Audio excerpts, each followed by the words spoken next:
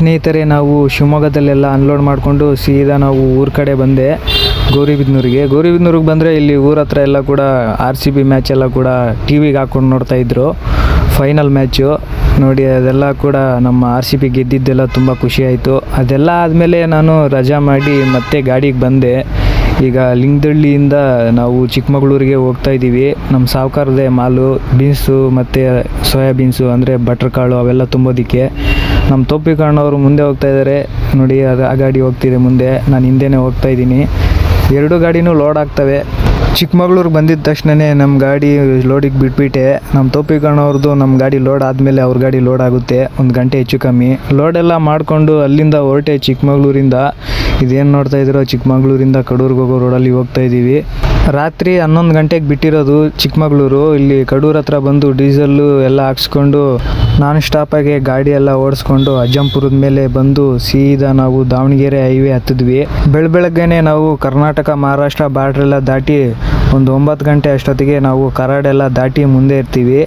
ಅದೆಲ್ಲ ದಾಟ್ಕೊಂಡು ಬಂದು ಸತಾರ ಎಲ್ಲ ದಾಟಿ ಮುಂದೆ ಬಂದೆ ನೋಡಿ. ಸೈಡಲ್ಲೆಲ್ಲ ಕೂಡ ಎತ್ತಿದ್ವಿ ಗಾಳಿ ಎಲ್ಲ ಆಡಬೇಕು ಅಂತ, ಇಲ್ಲಾಂದರೆ ಕಾವು ಬಂದುಬಿಡುತ್ತೆ. ಇಲ್ಲೇ ನಾನು ಇಡ್ಲಿ ವಡೆ ಎಲ್ಲ ತೊಗೊಂಡೆ, ಸತಾರ ಟೋಲ್ ಹತ್ರನೇ ತಿಂತಾಯಿದ್ದೀನಿ. ಇದೆಲ್ಲ ಬಿಟ್ಟು ಇನ್ನೊಂದು 12 ಗಂಟೆ ಅಷ್ಟೊತ್ತಿಗೆ ನಾವು ಪುನಃ ಹೋಗ್ಬಿಡ್ತೀವಿ. ಅಲ್ಲೊಂದು ಸ್ವಲ್ಪ ಬೇಗ ಮಾಲೆಲ್ಲ ಇಳಿಸಿ ಅಲ್ಲಿಂದ ನಾವು ಬಾಂಬೆ ಹೋಗಬೇಕು.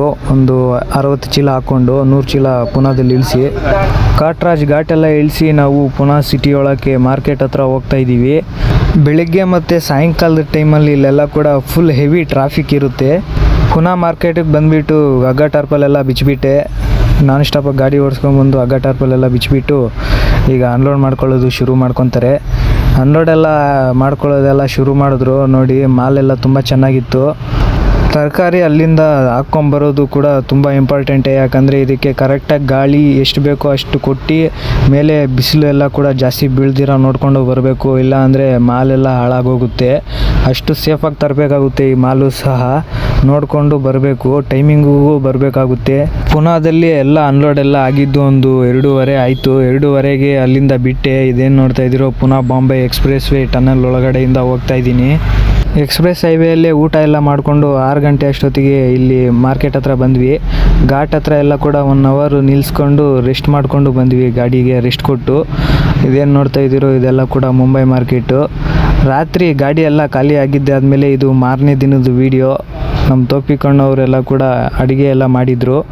ನಮ್ಮ ತೊಪ್ಪಿಕಣ್ಣವ್ರ ಗಾಡಿಯಲ್ಲೇ ತಿಂಡಿ ಎಲ್ಲ ಮಾಡಿಕೊಂಡು ನಮ್ಮ ತರೀಕೆರೆ ಡ್ರೈವರ್ಗಳು, ನಮ್ಮ ಸ್ನೇಹಿತರು, ಅವ್ರ ಜೊತೆ ಮಟ್ಕಿ ಚಾಯ್ ಕುಡಿಯೋಣ ಅಂತ ಬಂದಿದ್ವಿ.